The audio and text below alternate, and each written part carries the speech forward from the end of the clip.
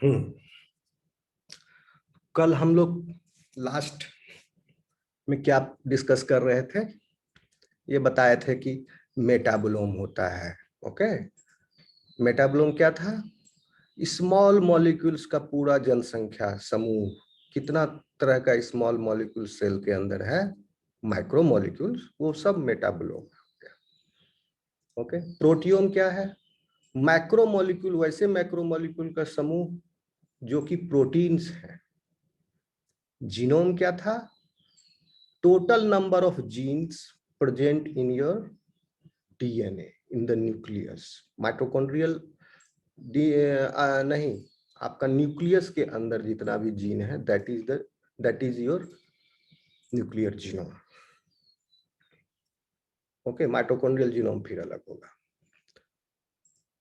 और ग्लाइकोम ये बताया था आपको, जीनोम, प्रोटियोम, तो ये सब क्या है? जीनोम भी हो गया आपका मैक्रोमोलिक्यूल यानी gene. Okay, it will come into the category of macromolecule. Proteome में सारे प्रोटीन्स आ गए, it is also coming in the macromolecule category. अब देखिए कार्बोहाइड्रेट्स में कैसे इसको डिफाइन किया गया। तो कार्बोहाइड्रेट्स तो सिंपल सुगर्स भी होते हैं, कॉम्प्लेक्स सुगर्स भी होते हैं, पॉलीमर्स भी होते हैं।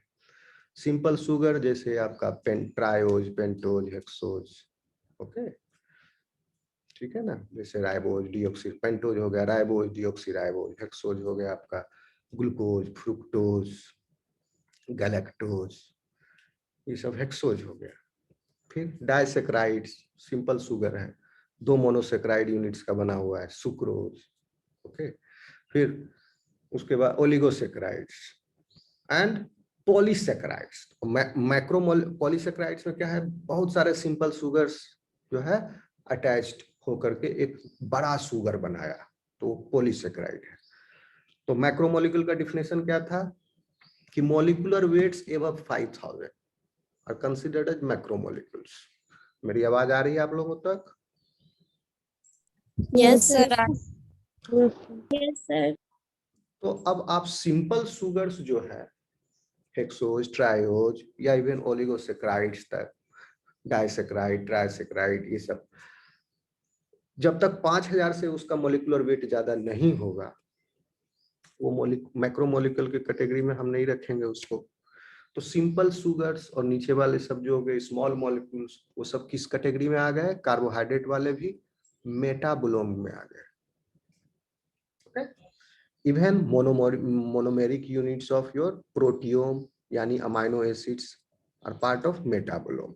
न्यूक्लियोटाइड्स ये सब पार्ट हो गया मेटाबोलोम का। पॉलीसेक्राइड का पार्ट हो गया आपका क्या? मोनोमर पार्ट, आपका सिंपल सुगर्स, मोनोसेक्राइड यूनिट्स, वो सब हो गए आपके मेटाबोलोम के part. Okay, but the polysaccharide, जो पॉलीसेक्राइड है, और the molecules which is having आपका कार्बोहाइड्रेट कंटेनिंग मॉलिक्यूल्स, जैसे आपका ग्लाइकोप्रोटीन है, और लाइपोपॉलीसेक्राइड्स है, एलपीएस, प्लाज्मा मेम्ब्रेन के लिपिड से भी अटैच्ड होते हैं सुगर्स। मेनी टाइम्स, ज्यादातर ये बैक्टीरिया में मिलता है ऐसा देखने को। ओके, कि लिपिड से ही पॉलीसेक्राइड सुगर्स आर अटैच्ड, जैसे कि आपका लाइपोप्रो एलपीएस लेयर जो है पेप्टिडोग्लाइकन लेयर में, पेप्टिडोग्लाइकन लेयर नहीं, एलपीएस लेयर जो है लाइपोपॉलीसेक्राइड। आपको दिखाया था एक फिगर जिसमें लिपिड मेम्ब्रेन में carbohydrate chains are there attached. So वो सारे मॉलिक्यूल्स जिसमें carbohydrate molecules are attached, okay, carbohydrate containing molecules, बड़े वाले macromolecules, but carbohydrate containing molecules will come under glycome. Okay, तो ग्लाइकोम और प्रोटियोम एक तरह से ओवरलैप, आप कंफ्यूज नहीं कीजिएगा। ग्लाइकोम और प्रोटियोम जो है ओवरलैप करेगा। क्यों ओवरलैप करेगा? क्योंकि प्रोटियोम में भी वो सारे प्रोटीन्स हैं जो ग्लाइकोप्रोटीन्स हैं।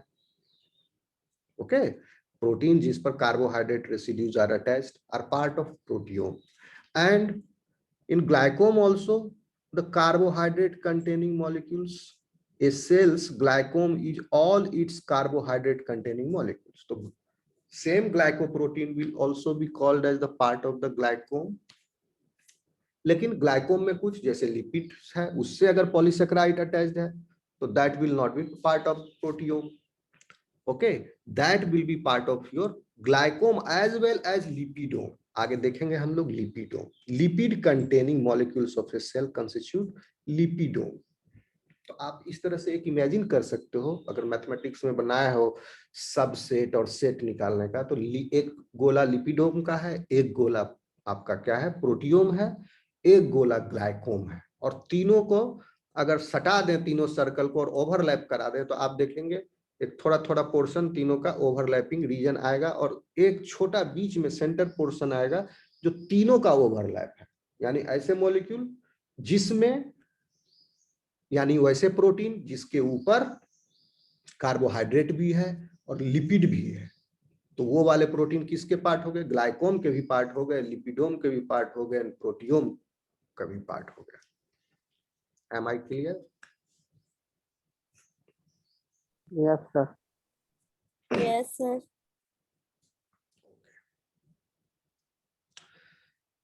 तो इसमें आप कंफ्यूज मत कीजिएगा. लिपिडोम का मतलब ये नहीं है कि सारा लिपिड माइक्रोमोलिक्यूल के कैटेगरी में आता भी नहीं है लिपिड्स, ठीक है ना, क्योंकि लिपिड का मोलिकुलर वेट जो है 1000 तक रह जाता है ज्यादातर लिपिड.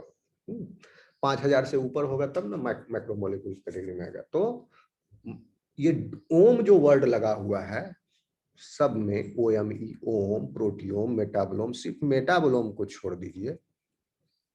ओके, इसको अलग कर दो क्योंकि इसमें सारे स्मॉल मॉलिक्यूल्स हैं.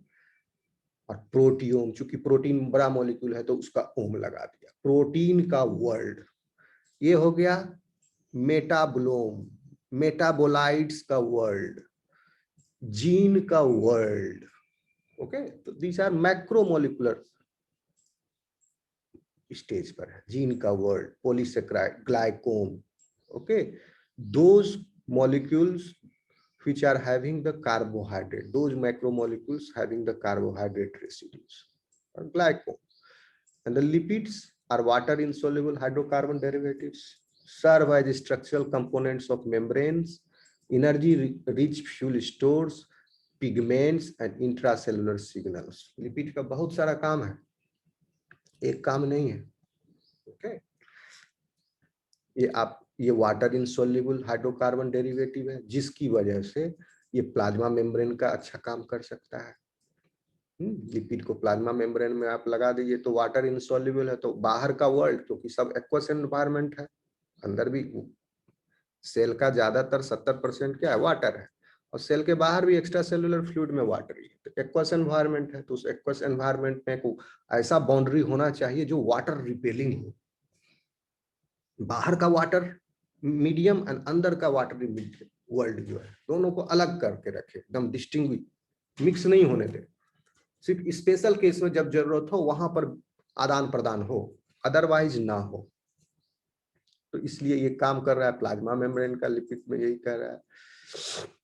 ये सारा प्रॉपर्टी कहाँ से आ रहा है? उसके मॉलिक्यूल से. मैक्रोमोलिक्यूल है, मैक्रोमोलिक्यूल में भी बहुत सारा मॉलिक्यूल्स है, उस मॉलिक्यूल सब यूनिट से आ रहा है. मॉलिक्यूल सब यूनिट्स के अंदर एटम्स है या मॉलिक्यूल के उसके अंदर फंक्शनल ग्रुप्स है, सब मिल करके ये एक टोटल प्रॉपर्टी इम्पार्ट किया, क्योंकि ये वाटर रिपेलिंग है.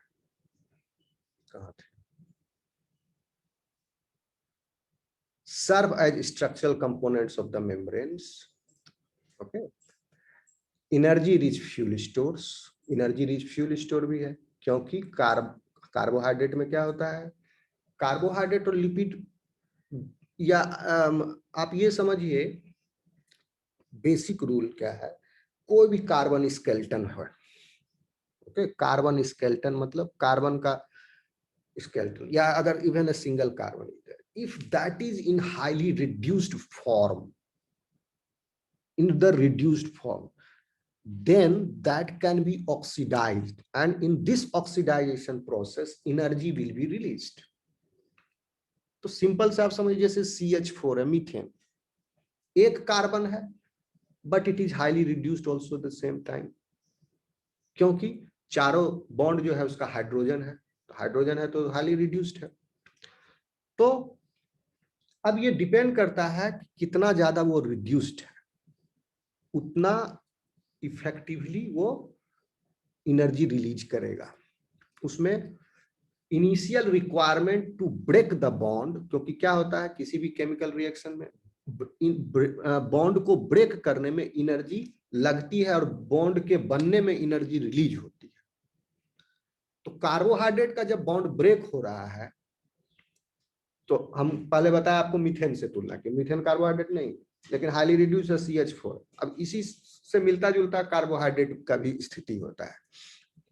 कार्बोहाइड्रेट कार्बन स्केलेटन तो है, जैसे ग्लूकोज में 6 कार्बन स्केलेटन है, बट हर कार्बन जो है ज्यादा आप नोटिस करो, आगे हम लोग देखेंगे कार्बोहाइड्रेट का केमिकल स्ट्रक्चर देखिएगा, तो OH H OH H आपको मिलेगा हर कार्बन से, OH H H H।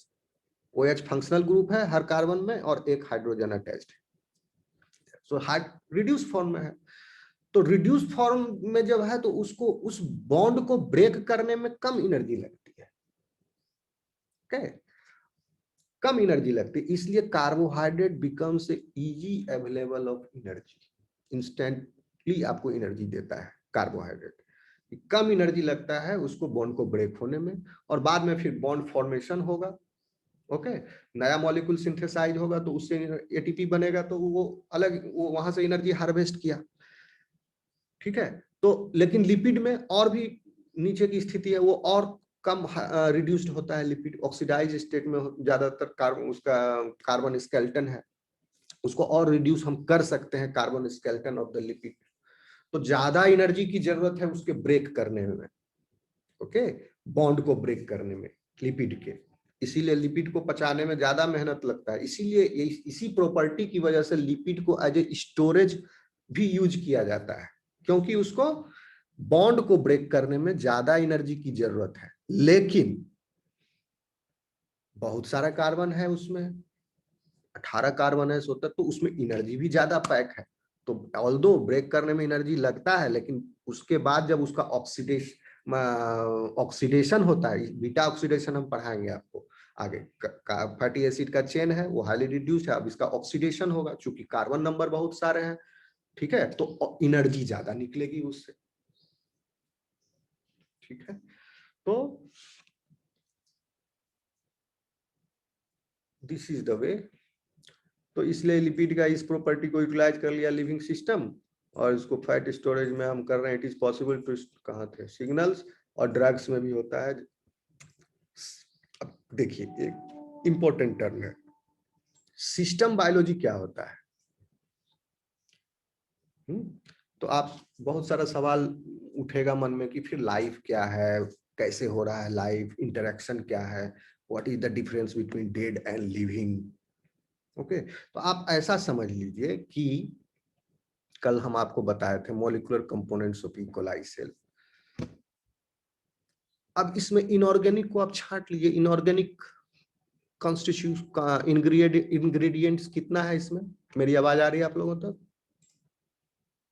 Yes, Yes, sir. sir. Yes, sir. Okay. So you will see the inorganic constituent is water is 70% and inorganic ions 1%. तो बच गया आपका 29% organic content. अब इस organic content को आप देखिए, आपका क्या है इसमें, प्रोटियोमिक्स हो गया, प्रोटीन्स पूरा, ओके, प्रोटियोम हो गया, न्यूक्लिक एसिड्स, आपका DNA जीनोम हो गया, RNA इस बुक में नहीं दिया हुआ है, RNA को जीनोम में नहीं आएगा, वो उसका RNA total number of messenger RNA या RNA is called as transcriptome. तो एक ट्रांसक्रिप्टोम है, तो आप ये समझ लीजिए proteome plus genome plus transcriptome, polysaccharides है, तो यहाँ पर क्या हो गया, ग्लाइकोम, ओके, एंड लिपिड्स है लिपिडोम, और मोनोमेरिक सब यूनिट्स एंड इंटरमीडिएट्स है तो मेटाबोलोम।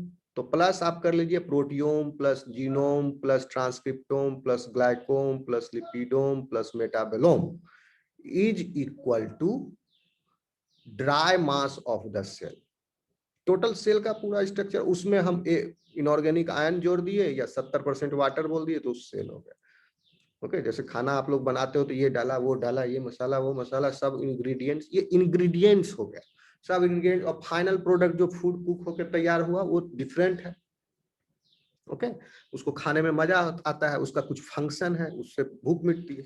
अब सबको अलग अलग खाएंगे तो उसका क्या आएगा, तो ये सब इंग्रेडिएंट्स जो है मिल करके एक सेल बनाया। अब ये सेल लिविंग होगा कि डेड, अब डेड सेल में भी यही सेम इंग्रेडिएंट है और एक लिविंग सेल में भी सेम इंग्रेडिएंट, तो what is the difference between dead and living then? अब सेल जो है, अब यहां पर आप इस कॉन्सेप्ट को समझिए कि आप कहिएगा सर ये तो डेड सेल में भी तो सेम कॉन्स्टिट्यूएंट है और लिविंग सेल में भी, तो क्यों डेड है क्यों लिविंग है? तो लिविंग किस वजह से है कोई सेल, लिविंग इस वजह से कोई सेल है, उसके अंदर लाइफ प्रोसेसेस चल रहे हैं, मेटाबॉलिक पाथवेज आर अकरिंग, एक का रिएक्टेंट दूसरे का प्रोडक्ट, दूसरे का रिएक्टेंट तीसरे का प्रोडक्ट, सारे thousands of metabolic processes are interconnected and they are happening, regulatory protein सब हो रहा है, एक रिएक्शन पाथवे चल रहा है। ये क्यों चल रहा है? क्योंकि सेल के अंदर तो कुछ उत्पन्न नहीं हो रहा, जो भी सेल ले रहा है मेटाबोलोम मेटाबोलाइट्स जो है उसका, वो बाहर से ले रहा है, न्यूट्रिएंट ले रहा है।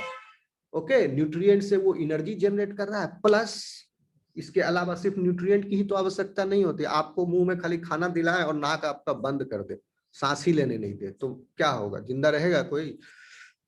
या नाक खोल दे मुंह खाना बंद कर दे तो रहेगा नहीं। दोनों चीज जरूरी है, हवा और भोजन। हवा क्यों जरूरी है?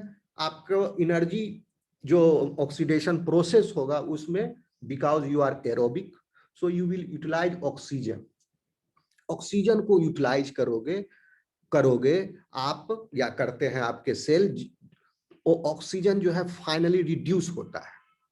ओके, तो ऑक्सीजन जब रिड्यूस हुआ तो क्या बना, H2O, H2O बन गया ऑक्सीजन रिड्यूस होकर के, तो फाइनल, तो यही प्रोसेस है, तो ऑक्सीजन को रिड्यूस करना जरूरी होता है ताकि एनर्जी, एक ऑक्सीडेशन रिडक्शन पाथवे मेंटेन रहे, क्योंकि न्यूट्रिएंट से आप एनर्जी तभी निकालोगे, oxidation reduction process.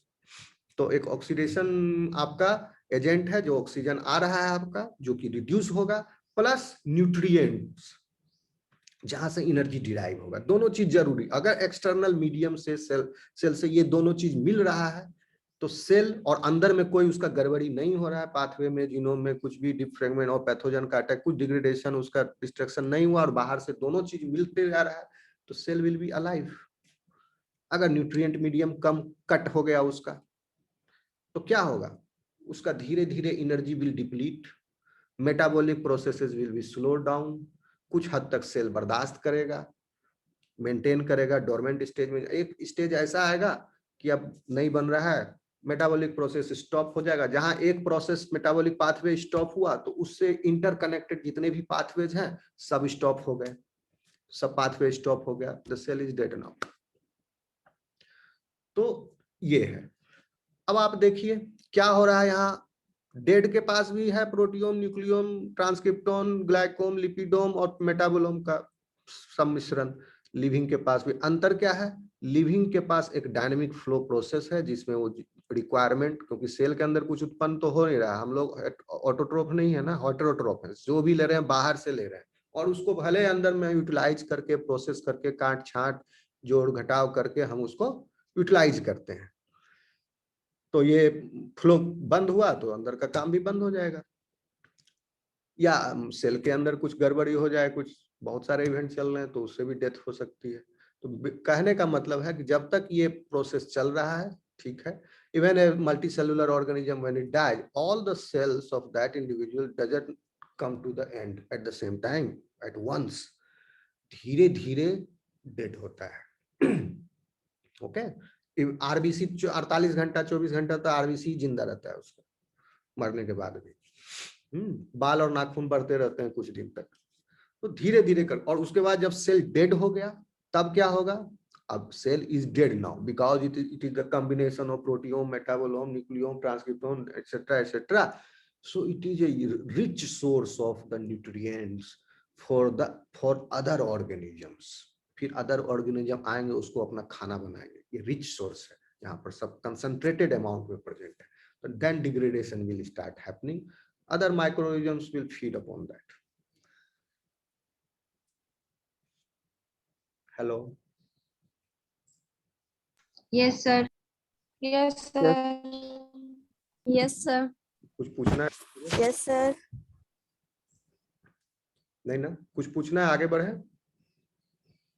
No, sir. Okay,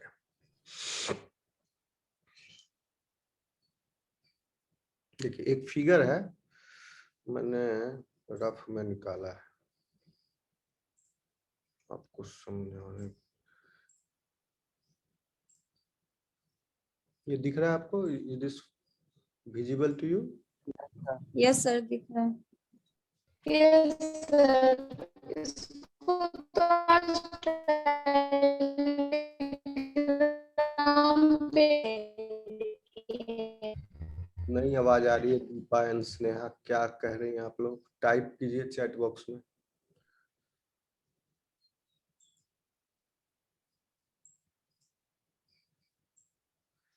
आप लोगों की आवाज क्लियर नहीं आई, ब्रेक ब्रेक होके आई। क्या कहे मुझे समझ में नहीं आया।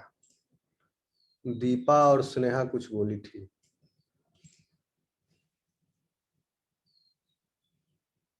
क्या बोले थे? कुछ पूछ रहे थे? No, sir.